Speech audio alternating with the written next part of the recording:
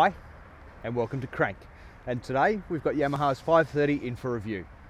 Unfortunately, we here in Australia just don't quite get the concept of maxi scooters just yet. They've caught on in Europe quite a few years ago with a combination of practicality and comfort, but without forsaking the convenience of two wheels.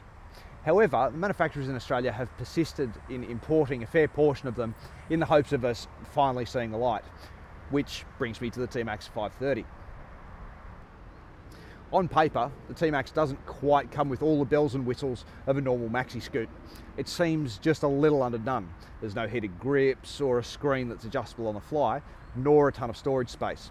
The intention of the Tmax becomes much more apparent when you lay eyes on it though. The R1 style tail light, the projector style headlights, aluminium chassis, die-cast swing arm, they all give an understated sporting appeal to the Max.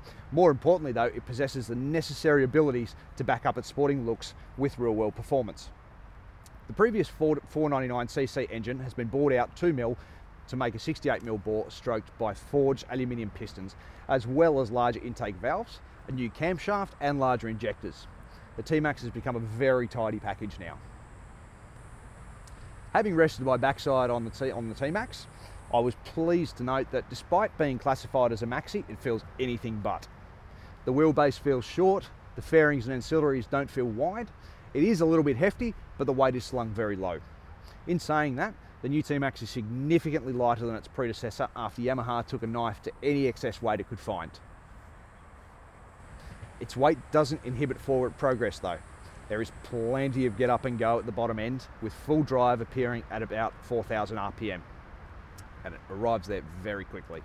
The strong drive continues to well above any legal limit here in Oz and is very capable of hauling around two people, though you will need to attach or carry the second helmet if your pinion hops off. Yamaha has designed a very decent chassis and it is quite stiff. Feedback from the front end isn't as precise as you'd find on a sports bike, but it is fairly close to the likes of, say, a Ninja 300.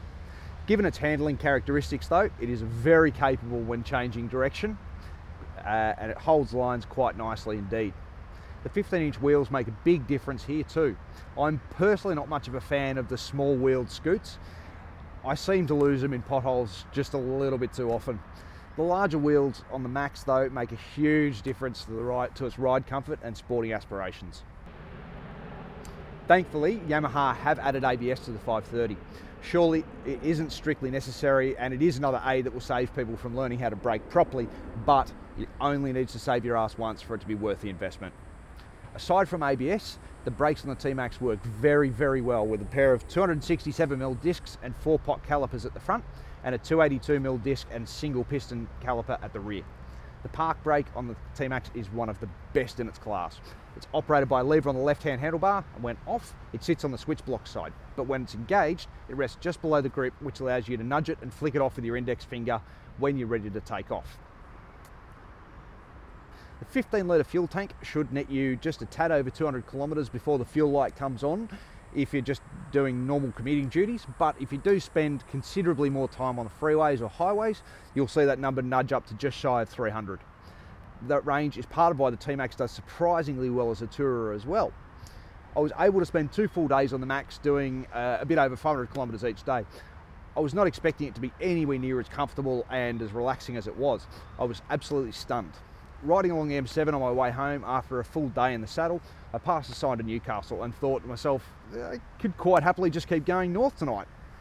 It just burbles along, nudging 5,000 RPM at 110 kilometres an hour while you stretch your legs on the extended footboards and contemplate why it is you've refused to buy a scooter all of these years.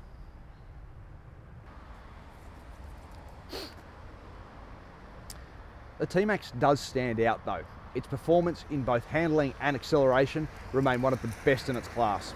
Its sporting benefits stand out much more than its touring credentials, but in saying that, where else can you get a 500cc vehicle that will more than keep up with most bikes and still store your lid in wets where they won't get pinched?